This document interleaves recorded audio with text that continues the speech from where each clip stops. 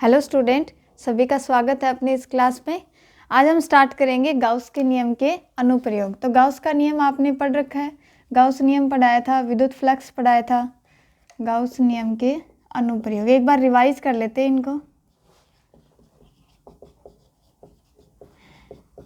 Gauss नियम के अनुप्रयोग का मतलब है गाउस के नियम का उपयोग में लेते हुए हम किसी बिंदु पर इलेक्ट्रिक फील्ड निकालेंगे। ठीक है, तो गाउस का नियम ये कहता है कि किसी बंद पृष्ठ से गुजरने वाला कुल विद्युत फ्लक्स उस पृष्ठ द्वारा परिबद्ध कुल आवेश का 1/ε0 गुना होता है। ठीक है, और विद्युत फ्लक्स के बारे में हमने पढ़ा था, किसी तल के लंबवत इलेक्ट्रिक फील्ड में कोई एक ऐसा पृष्ठ माने, उस पृष्ठ के तल के लंबवत गुजरने वाली विद्युत बल रेखाओं की संख्या कितनी होगी को ही हम क्या कहते हैं, विद्युत फ्लक्स। फाई इक्वल टू समाकलन ई डॉट डी एस। कुल विद्युत फ्लक्स की बात करें तो समाकलन कर लेंगे। ठीक है, तो ये था गाउस के नियम से और ये उसकी डेफिनेशन से। ठीक है, अब हम यहाँ क्या करेंगे, गाउस के नियम का उपयोग में लेते हुए किसी बिंदु पर इलेक्ट्रिक फील्ड की उसका परिमाण और उसकी दिशा ज्ञात करेंगे। तो इसका सबसे पहला अनुप्रयोग है, कोई अनंत रेखीय आवेशित तार है, उस आवेशित तार के कारण विद्युत क्षेत्र की तीव्रता निकालेंगे। अनंत रेखीय आवेशित तार के कारण विद्युत क्षेत्र की तीव्रता। कोई अनंत रेखीय आवेशित तार माने, इससे नेक्स्ट पहले वाली क्लास में हमने पढ़ा था आवेश वितरण के बारे में। आवेश वितरण 3 टाइप का पढ़ा था हमने, रेखीय आवेश वितरण, पृष्ठ आवेश वितरण और आयतन आवेश वितरण के बारे में। ठीक है, तो ऐसे ही हमने एक आवेशित तार लिया जिसको हमने धनात्मक आवेशित किया। और अनंत रेखीय का मतलब होता है कि जैसे ये दीवार है और इस दीवार के पास कोई चींटी रखी है, उस चींटी को ये दीवार कैसे दिखाई देगी, बहुत ज़्यादा बड़ी, यानी उसके हिसाब से हम देखें तो अनंत दिखाई देगी। ठीक है, ऐसे ही इस तार के ऊपर, इस तार के पास कोई बिंदु रखा हमने, बिंदु P।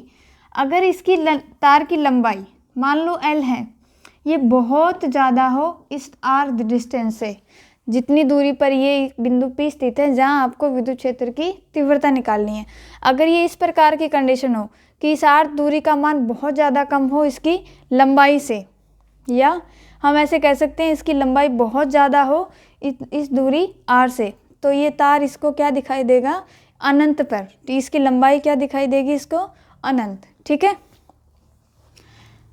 तो इस प्रकार कोई आवेश है, किसी वायर को आपने दिया जिसकी लंबाई, इसको यहाँ पर स्थित बिंदु पर कोई आवेश है, परीक्षण आवेश, उसको ये कैसा दिखाई दे, अनंत। ठीक है, इसकी लंबाई कैसे दिखाई दे, इसकी अनंत, उसके कारण हमें निकालना है इस पर इलेक्ट्रिक फील्ड। तो सबसे पहले हमने आवेश वितरण में भी पढ़ा था, रेखीय आवेश वितरण के कारण इलेक्ट्रिक फील्ड निकाला था। तो सबसे पहले क्या करेंगे, हम इसको अल्पांशों में विभाजित करेंगे।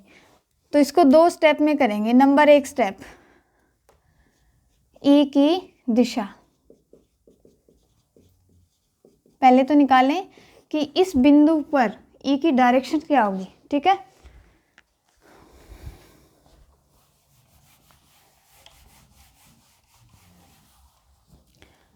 तो एक वायर ले लिया जिसकी लंबाई है अनंत और इसको धनात्मक आवेशित कर दिया।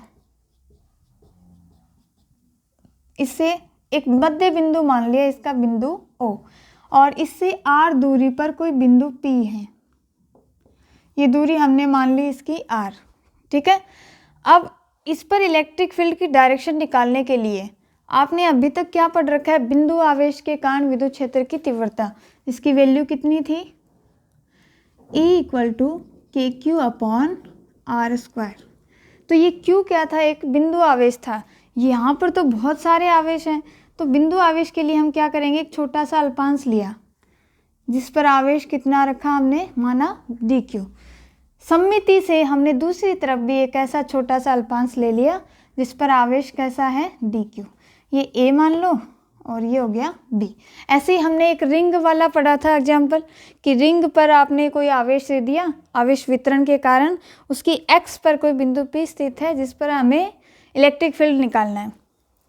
तो इस DQ के कारण बिंदु P पर, तो इसको पहले मिलाएंगे और ये क्या करेगा, बिंदु P पर जो परीक्षण आवेश रखा हुआ है उसको अपने क्षेत्र से दूर भगाएगा। तो दूर किधर, इसी रेखा के अनुदिश बाहर की ओर। ये हो गया इसकी डायरेक्शन। मान लो इसके कारण विद्युत क्षेत्र की तीव्रता हमने मान ली DE1 और इस अल्पांश के कारण ये भी क्या करेगा, इसी डायरेक्शन में इसको दूर भगाएगा। ये मान लो आ गई DE2। ठीक है, यहाँ से ये हमने मान लिया थीटा एंगल पर है और ये DE1 भी कितने एंगल पर है, थीटा। तो इन दोनों विद्युत क्षेत्र की तीव्रताओं को, दो डायरेक्शन आई, इनको हम क्या कर लें, घटकों में वियोजित कर लें। तो ये तो हो गया इसका क्षैतिज घटक DE1 cos थीटा और ये हो गया इसका लंबवत घटक DE1 sin थीटा। इसी प्रकार DE2 को भी हमने घटकों में वियोजित किया। ये हो गया इसका क्षैतिज घटक DE2 cos थीटा और ये हो गया लंबवत घटक DE2 sin थीटा। सेम ऐसा ही हमने किया था रिंग वाले एग्जाम्पल में। ठीक है, अब ये दोनों की डिस्टेंस देखो, यहाँ से दोनों की डिस्टेंस सेम है, तो और जो अल्पांश लिया हमने DQ वो भी दोनों पर सेम है। तो DE1 और DE2 परिमाण में बराबर होंगे, दोनों का परिमाण क्या होगा, बराबर। तो ये दोनों लंबवत घटक को ध्यान से देखिए, ये लंबवत घटक परिमाण में तो बराबर हैं लेकिन डायरेक्शन में विपरीत हैं, तो ये आपस में कैंसिल हो जाएंगे। और क्षैतिज घटक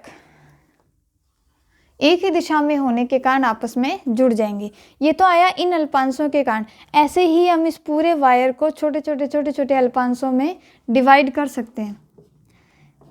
सबके सभी अल्पांशों के कारण जो इलेक्ट्रिक फील्ड की डायरेक्शन आएगी ये इसी प्रकार आएगी और इसके दो घटक बनाएंगे तो सभी के लंबवत घटक तो आपस में कैंसिल हो जाएंगे और क्षैतिज घटक आपस में जुड़ जाएंगे। तो इस पूरे वायर की बात की जाए, परिणामी इसकी डायरेक्शन किस तरफ होगी, तो सभी की डायरेक्शन देखो एक ही दिशा में आ रही है। लंबवत घटक तो हर बार कैंसिल हो रहे हैं और क्षैतिज घटक हर बार जुड़ रहे हैं। यानी अगर परिणामी दिशा की बात करें तो सभी की एक ही डायरेक्शन आएगी, इस तार से दूर बाहर की ओर, यानी +x डायरेक्शन में, क्योंकि सभी अल्पांशों के कारण जो विद्युत क्षेत्र की तीव्रता आएगी उन सभी के क्षैतिज घटक ही इस तरफ आएंगे, लंबवत घटक आपस में कैंसिल हो जाएंगे। तो अगर हम लिखें इसकी परिणामी दिशा क्या होगी, तार से दूर +x दिशा में। और अगर इस तार पर धनात्मक आवेशित है, तो अगर हमने इसको ऋणात्मक आवेश दिया होता और इस बिंदु पर आपको विद्युत क्षेत्र की दिशा निकालनी होती तो तार से दो अंदर की ओर यानी तार की ओर और आएगी -x डायरेक्शन में। ठीक है, तो ये हो गई इसकी डायरेक्शन। अब हम निकालेंगे इसका परिमाण, यानी E का परिमाण।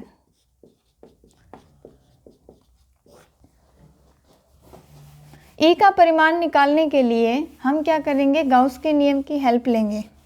गाउस का नियम क्या कहता है कि किसी बंद पृष्ठ से गुजरने वाला कुल विद्युत फ्लक्स, उस पृष्ठ द्वारा परिबद्ध आवेश, कुल विद्युत फ्लक्स की बात करें तो परिभाषा से तो ये होता है E.dx समाकलन का, और जिसकी वैल्यू होती है σq/ε0।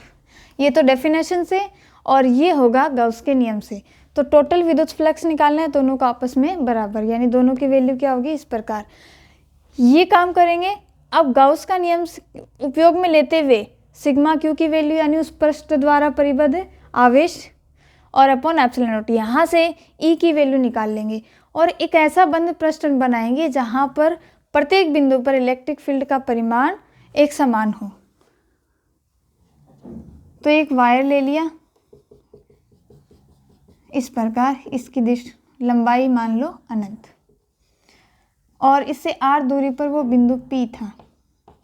अब इस ऐसा गाउसियन पृष्ठ की कल्पना करेंगे जिसके प्रत्येक बिंदु पर E की वैल्यू सेम हो। तो ऐसा सबसे पहले तो हम करेंगे इसमें एक काम, गाउसियन पृष्ठ की कल्पना। तो ऐसा कौन सा गाउसियन पृष्ठ होना चाहिए? बेलनाकार, जो इस पूरे वायर को बाउंड कर ले, बेलनाकार। तो यहाँ से हमने क्या किया, एक बेलन की कल्पना की।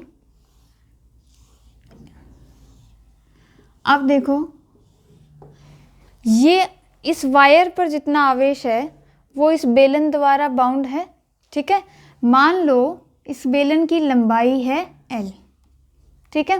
तो आवेश घनत्व की बात हुई थी इससे पिछले वाले टॉपिक में कि रेखीय आवेश घनत्व यानी लंबाई के अनुदिश अगर आप किसी वायर को लंबाई के अनुदिश आवेशित कर रहे हो तो उसका रेखीय आवेश घनत्व कितना होगा?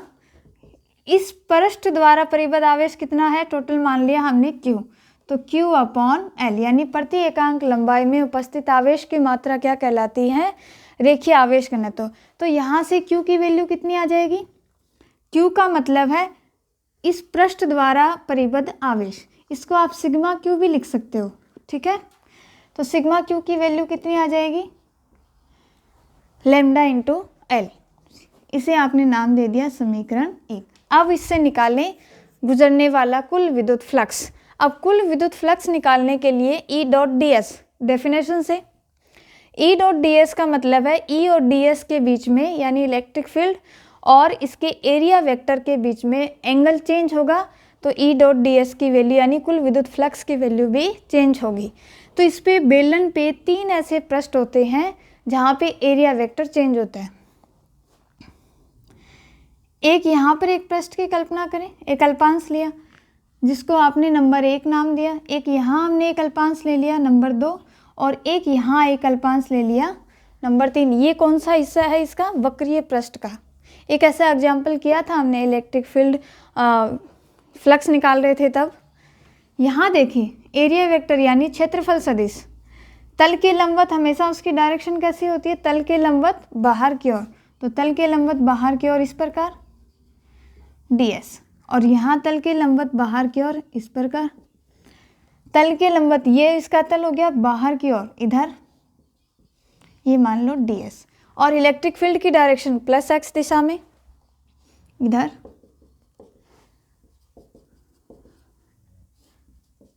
E की डायरेक्शन। अब तीनों में देखो इनके बीच में एंगल कितना? 90 डिग्री, और इसके बीच में एंगल कितना? 90 डिग्री, और इनके बीच में थीटा कितना? 0, ठीक है। अब कुल विद्युत फ्लक्स निकालें। E dot D S equal to sigma Q upon epsilon naught. यहाँ से इसको आप 3 पार्ट में डिवाइड करोगे। पहला पृष्ठ E D S cos 90 plus दूसरा पृष्ठ E डी एस कॉस 90 और तीसरा पृष्ठ E D S cos 0 equal to sigma Q upon epsilon naught. अब कॉस 90 की वैल्यू कितनी होती है? 0, तो ये टर्म भी 0, ये टर्म भी 0, और कॉस 0 की वैल्यू कितनी होगी? 1। तो इस तीसरे पृष्ठ से विद्युत फ्लक्स गुजरेगा, यानी इन दोनों पृष्ठ से कोई विद्युत फ्लक्स यानी कोई बल रेखाएं नहीं गुजरेंगी। कहाँ से गुजरेंगी? इसके वक्रीय पृष्ठ से, ठीक है। अब देखो इस वक्रीय पृष्ठ पर प्रत्येक बिंदु पर E की वैल्यू सेम, यानी E क्या होगा यहाँ पे? नियत।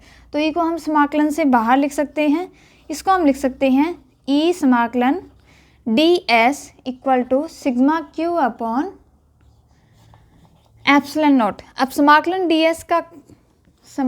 ds का मतलब है इस वक्रीय पृष्ठ का कुल पृष्ठीय क्षेत्रफल, जो कितना होता है बेलन के लिए? 2 पाई RL।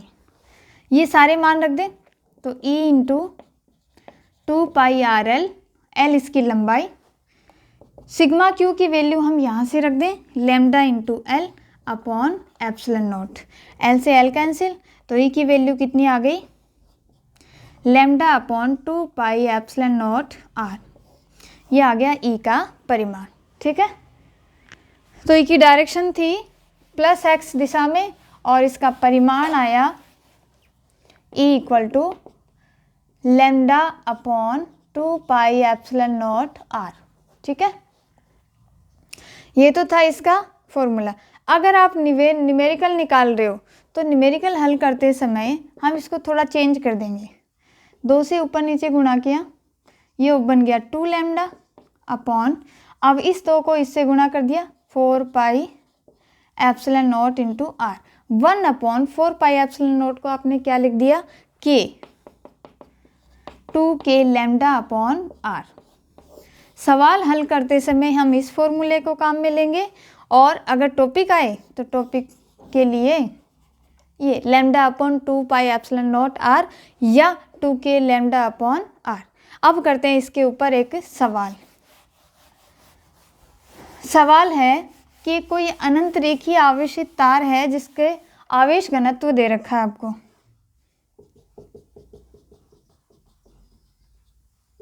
इसका आवेश घनत्व दे दिया 2 माइक्रो कूलाम प्रति मीटर, और इस तार से 20 सेंटीमीटर दूरी पर कोई बिंदु P स्थित है। 20 सेंटीमीटर दूरी का मतलब क्या दे रखा है आपको, R सेंटीमीटर। सेंटीमीटर को किस में चेंज करेंगे, मीटर में। 20 × 10⁻², या हम लिख सकते हैं 2 × 10⁻⁻1 मीटर। माइक्रो का मतलब होता है 10⁻⁻6। आपको निकालना है इस वायर के कारण इस बिंदु P पर इलेक्ट्रिक फील्ड। तो E = कितना हो जाएगा, लैम्डा की वैल्यू रखेंगे 2 × माइक्रो का मतलब 10⁻⁻6 अपॉन इसका दूसरा रूप 2k लैम्डा अपॉन आर।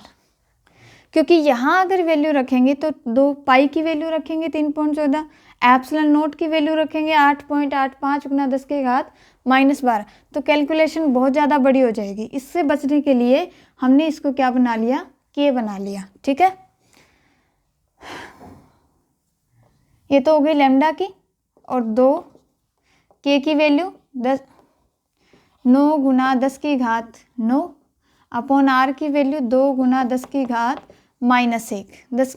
2 से 2 कट गया, 9 दूनी 18 × 9 में से 6 गए 10⁻+3, और 10⁻1 -1 को ऊपर ले जाएंगे तो 10⁻ कितनी आ जाएंगी, 4 न्यूटन प्रति कूलाम। लेकिन मैंने क्या कहा था, जब ऐसी वैल्यू आए तो पॉइंट में ज़्यादा अच्छी लगती है, तो इसको पॉइंट में बनाने के लिए 10 से ऊपर नीचे गुणा कर दो, तो ये बन जाएगा, नीचे वाला 10 है उसको हटा के पॉइंट लगा दिया एक अंक के बाद, ये बन गया 1.8 × 10⁵ न्यूटन प्रति कूलाम। ठीक है, ऐसे आसान से बोर्ड क्लास में ऐसे आसान से सवाल आएंगे। और आप सवाल हल करते समय ये ध्यान रखो कि पहले डायग्राम बना लें, और डायग्राम के बाद उसमें सवाल में जो आपको दे रखा है उन सब की वैल्यू लिख लें, तो आपको पता लग जाएगा कि आपको सवाल कैसे हल करने हैं। ठीक है।